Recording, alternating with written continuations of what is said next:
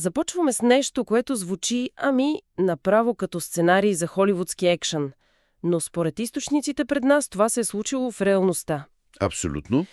3 януари 2026 година, около 2 часа сутринта. В столицата на Венесуела, Каракас, се чуват експлозии. И в рамките на няколко часа президентът Николас Мадуро и съпругата му Силия Флорес са заловени от американски специални части. И изведени от страната. Операция абсолютна решителност. И тук всъщност започва нашата задача. Имаме пред себе си, цял куп източници. Новинарски репортажи от различни медии, официални изявления, дори американски съдебни документи. Свидетелски разкази също. Точно. И целта ни е да се опитаме да сглобим пъзела. Не просто какво се е случило в тези няколко часа, а защо се стигна до тук. И какво означава това за бъдещето на Венесуела, а и не само. Добре, тогава да започнем от самата операция. Защото когато чуя арест, си представям полиция, белезници... Да, нещо стандартно. А тук говорим за нещо съвсем различно. Източниците описват 150 летателни апарата, изтребители F-35 и F-22, хеликоптери, дронове. И то не само това. Участват елитни части като Делта Форс, дори екип за спасяване на заложници от ФБР. Това звучи като подготовка за война, не за задържание на един човек. Защо е била нужна такава демонстрация на сила? Точно това е ключовия въпрос. Според военните анализи в нашите източници, целта не е била просто да заловят Мадуро. Целта е била да изпратят съобщение. Какво съобщение? Използването на стелт-изтребители, тези F-35 и F-22, които са практически невидими за радарите, това е било за да се покаже, че цялата противовъздушна отбрана на Венезуела е безполезна. Въпреки че се води за модерна, руска... Именно. Това е психологически удар. Идеята е да се парализира всяка мисъл за съпротива сред венесуелските военни. Затова и целите не са били само резиденцията, а и военната база Форт Юна, радари, комуникации.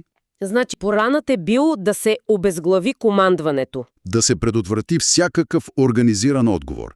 Тотално психологическо доминиране. И източниците споменават, че планирането е отнело месеци, дори че е бил построен макет на резиденцията на Мадуро. Абсолютно. Това показва изключително сериозна подготовка. Споменава се и за спиране на тока в цели райони на Каракас. За прикритие? За прикритие и за всяване на допълнителен хаос. И тогава, докато света още се чуди какво става, идва потвърждението. Да, този момент наистина е като изваден от филм. Самият Доналд Тръмп публикува снимка в своята социална мрежа. Truth Social, да. На нея е Николас Мадуро, с превръзка на очите, с звукоизолиращи слушалки, облечен в сив анцук, Nike, и е на борда на американски военен кораб Иво Джима. Сюрреалистично е. И веднага започва битката на думи. САЩ го наричат задържане, арест. В Венецуела пък вице-президентът Делси Родригес го определя като отвличане и империалистическа агресия. И точно тази битка на думи ни води към следващата част от пъзела. Добре, картината на операцията е ясна. Бърза, мащабна, безпощадна. Но големият въпрос остава.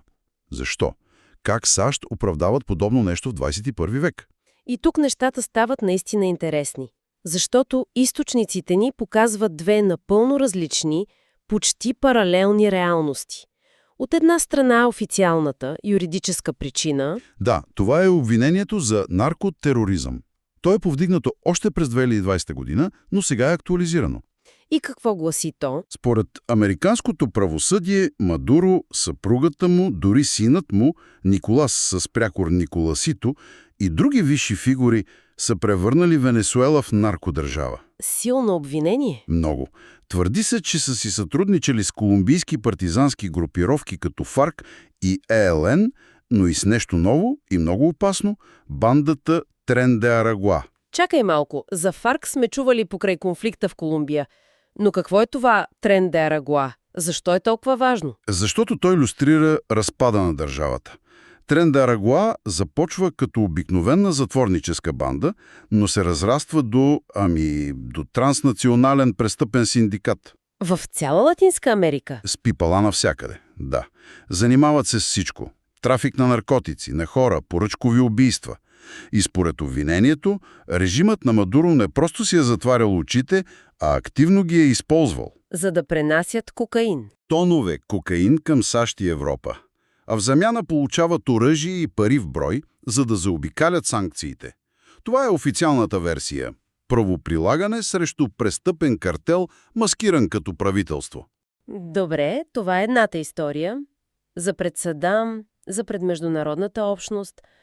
Обаче в същото време, както често се случва, самият Тръмп казва нещо съвсем друго. И то доста директно. Напълно директно.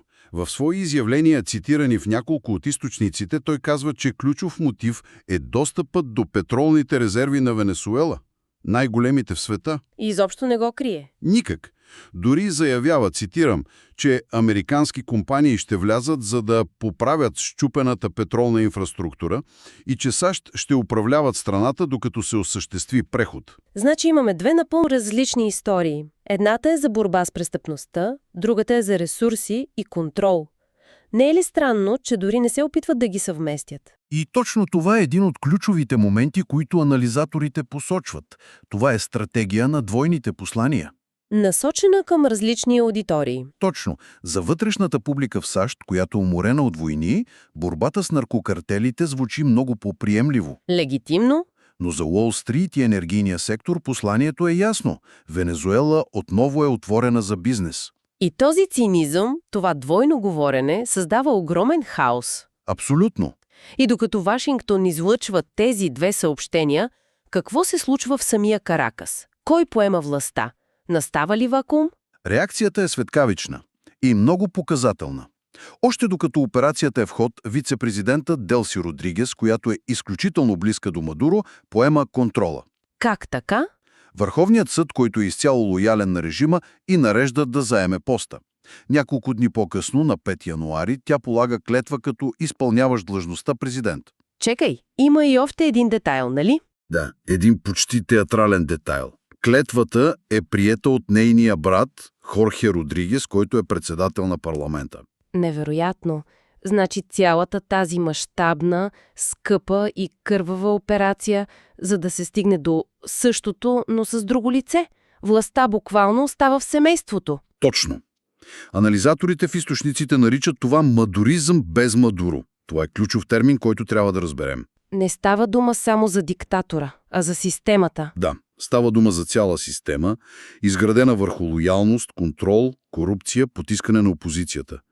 Премахването на Мадуро не премахва тази система. Напротив, Делси Родригес е нейн продукт и гарант за оцеляването й. А армията? Тя е най-важният фактор в такава ситуация. На чия страна застава? Това беше въпроса за милиони. В първите часове има пълно мълчание, което само засилва напрежението. Но след това военното командване излиза с декларация. И? Признават Делси Родригес за временен президент и главнокомандващ. С този ход те предотвратяват пълен хаос или гражданска война, но в същото време цементират новата власт. Системата оцелява. Споменах, че операцията е била кървава.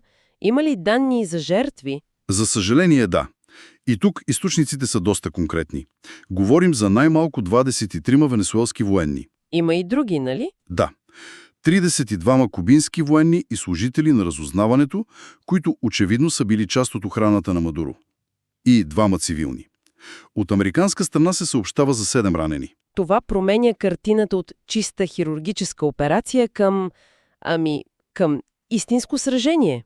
А как реагират обикновените хора? Предполагам, че реакциите са полярни. Изключително полярни. Кадрите, които виждаме от Майами, от Мадрид, от Богота, те показват венесуелски емигранти, които празнуват. Отварят шампанско. За тях това е края на един кошмар. А в самия Каракас? Те оттам описват страх, тишина, несигурност. По улиците патрулират проправителствените паравоенни групи, известните колективус.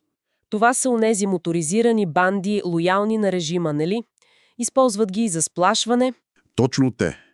Хората се страхуват да говорят за журналисти. В един от източниците се описва как в групите в WhatsApp масово се активират функции за автоматично изтриване на съобщения. От страх? От страх телефоните им да не бъдат проверявани. Натискът върху медиите също се засилва. Има информация за поне 16 задържани журналисти, един от CNN е депортиран. И новата власт дори издава указ. Да, указ, който нарежда ареста на всеки, който публично подкрепя американската атака. Това създава атмосфера на тотален страх. Значи имаме радост в изгнание и затягане на хватката вътре в страната. Но в целия този хаос се случва и нещо друго. Режимът прави неочакван ход. Да, на 8 януари правителството на Родригес обявява освобождаването на неуточнен брой политически затворници. Сред които е и Росио Сан Мигел, нали? Една от най-известните активистки. Точно тя. Това е огромен жест. И как да го тълкуваме? Като знак за добра воля. Като пиар ход.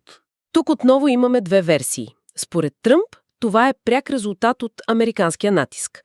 Той твърди, че е заплашил със втора вълна от атаки, ако затворниците не бъдат освободени. Тоест, той го представя като своя победа. Да, като доказателство, че САЩ вече използват ситуацията като лост за влияние.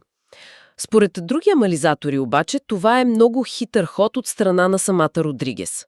С каква цел? Да се представи пред света като по-умерен, по-диалогичен лидер, за разлика от Мадуро.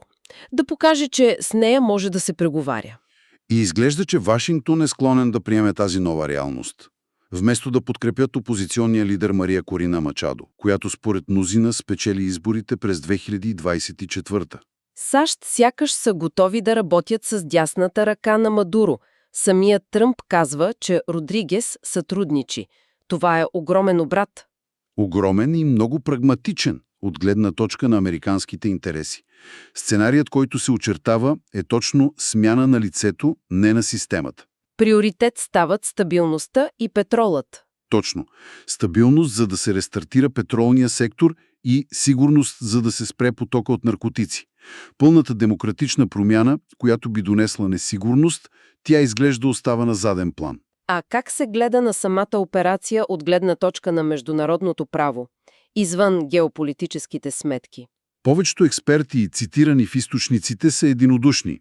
Това е тежко нарушение на устава на ООН. Който забранява агресията срещу суверенна държава. Именно определят го като опасен прецедент, като връщане към ерата на едностранните интервенции. Защото ако САЩ могат да направят това във Венецуела, какво пречи на Русия или Китай да направят същото в техните сфери на влияние? И така, като съберем всички парчета от пъзела, какво виждаме? Мащабна военна операция сваля от власт авторитарен лидер, официалните мотиви са смесица от борба с наркотрафика и, открит интерес към петрола. И на негово място не идва демократичната опозиция. Идва най-близкия му съратник, който бързо е припознат от армията. И дори от самите САЩ. Точно така. И тук стигаме до финалния въпрос за размисъл, който проистича от всичко, което анализирахме до тук. Операцията премахна Николас Мадуро, но запази мадуризма като система на управление.